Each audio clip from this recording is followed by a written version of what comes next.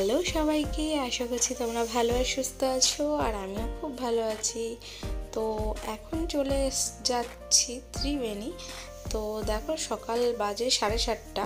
তো আমার আগের ব্লগে তোমরা দেখেছো যে আমি বাড়ি পৌঁছে গেছি। তো সেই জন্য এটা হচ্ছে তার দ্বিতীয় দিন।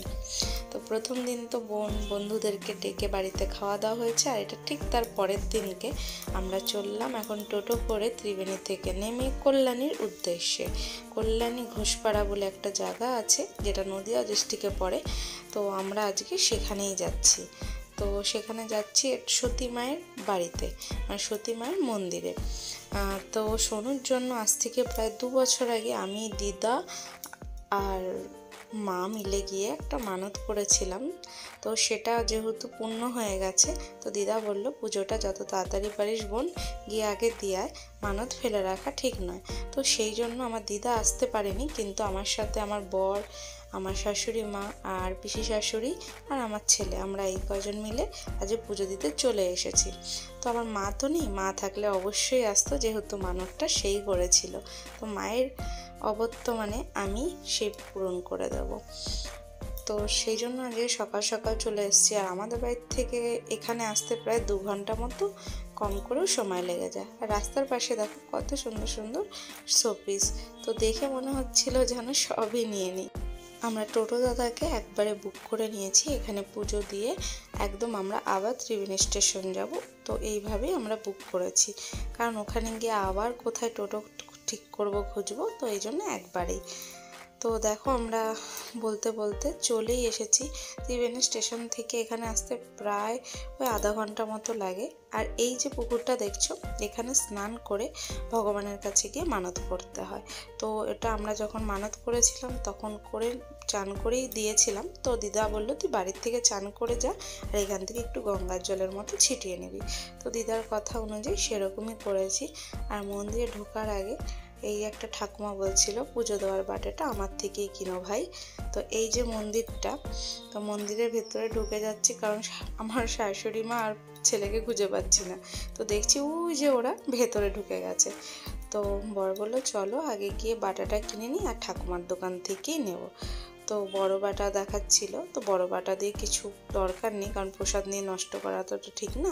তো দুটো ছোট বাটা নিলাম, একটা আমাদের জন্য আর একটা পিসি শাশুড়ির জন্য। এই যে বেদি করা একটা বড় গাছ দেখতে পাচ্ছ, এটা হচ্ছে ডালিম গাছ, যেখানে সতী মায়ের পুজো হয়। তো আমি এখানে বিশেষ কিছু জানি না, তো ওই জন্য আমি তোমাদের বলতে পারছি না। আর আমার মানত পূর্ণ হয়ে গেছে বলে আমি ঘোড়াটা খুলে দিচ্ছি। তো মানত করার সময় ঘোড়া বেঁধে করতে হয়, আর পূর্ণ হয়ে গেলে সেটা খুলে দিতে হয়, এটাই এখানকার নিয়ম। তো তোমাদেরকে আমি ডালিম গাছটা দেখাচ্ছি যে কত কত বড় এই ডালিম গাছটা। তো এখানে একটা বিশেষত্ব আছে। তোমার যদি ঘরে সন্তান না হয়, তো এখানে যদি ওই যে পুকুরটা দেখালাম ওখানে স্নান করে এই ভগবানের কাছে এসে মাথা ঠোকো, তাহলে নাকি সেটা পূর্ণ হয়ে যায়। আবার যদি তোমার সন্তান যদি কথা না বলতে পারে, সেটাও এখানে পূর্ণ পায়। তো আমার মনের কামনা পূরণ হয়েছে বলে আমি ঠাকুরকে অনেক অনেক কোটি প্রণাম জানাচ্ছি। আর এদেরকে বলেছিলাম তোমরা একটু দাঁড়াও, একটা ফটো তুলবো। এরা দেখেছো যেরকমভাবে মুখ চোখ করে রয়েছে, এদের ফটো একটুও ভালো আসেনি। তো আমরা পুজো দিয়ে ভেতরে যেখানে সতীমা বাস করতো, এই যে তার বাসস্থানে চলে এসেছি। মানে এটা একদমই মন্দিরের পেছনে। তো এখানে গিয়ে দেখছিলাম কি কি আছে। তো এখানে ভেতরে দেখছি অনেক নাম দিয়ে লেখা সমাধি আছে, এবং কি যেখানে যেখানে যারা থাকতো সতী মায়ের ঘর বা সতী মায়ের যেসব ফ্যামিলির লোক ছিল, আশা করছি তারা এখানে সবাই থাকতো। তো ওগুলো একটু ঘুরে ঘুরে দেখছি। চলো তোমাদেরকেও একটু শেয়ার করি।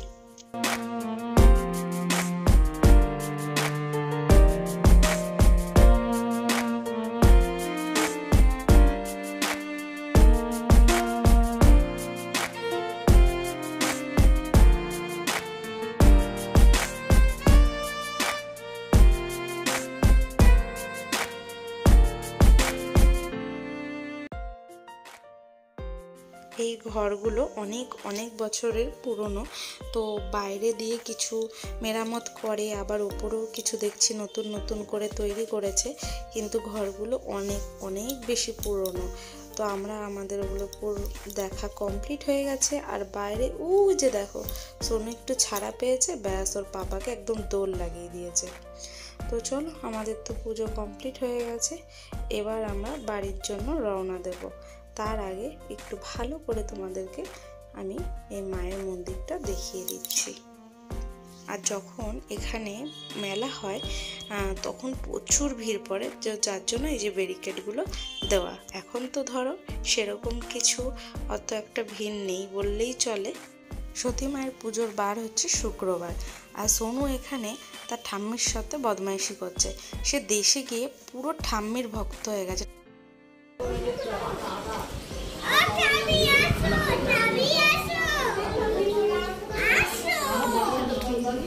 পড়ে যাবে,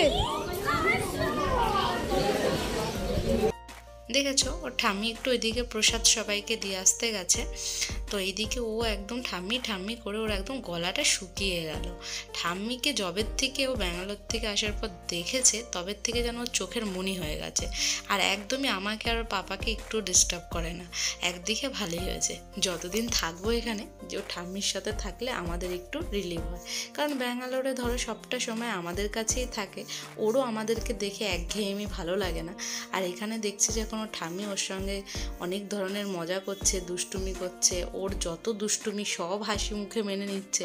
আর মা বাবা হলে তো একটু হলেও বকা দেবো বলো, তো ওই জন্য আমাদেরকে এখনও পুরোপুরি বাদ দিয়ে দিয়েছে আর ঠাকুমাকে একদম ওয়েলকাম করে নিয়েছে। ভালো হয়েছে। তো পুজো তো দিয়ে দেখো এখন আমরা টোটোতে চেপে পড়েছি, আমার সামনে যে কোনো একটা মিষ্টির দোকানে গিয়ে একটু লুচি বা কচুরি যা পাই সেটাই খেয়ে নেবো। তো দেখো পরোটার ঘুগনি নিয়ে নিয়েছি আর সাথে মিষ্টিও নিয়ে নিয়েছি, আর এই দোকানে বসেই খেয়ে নিলাম।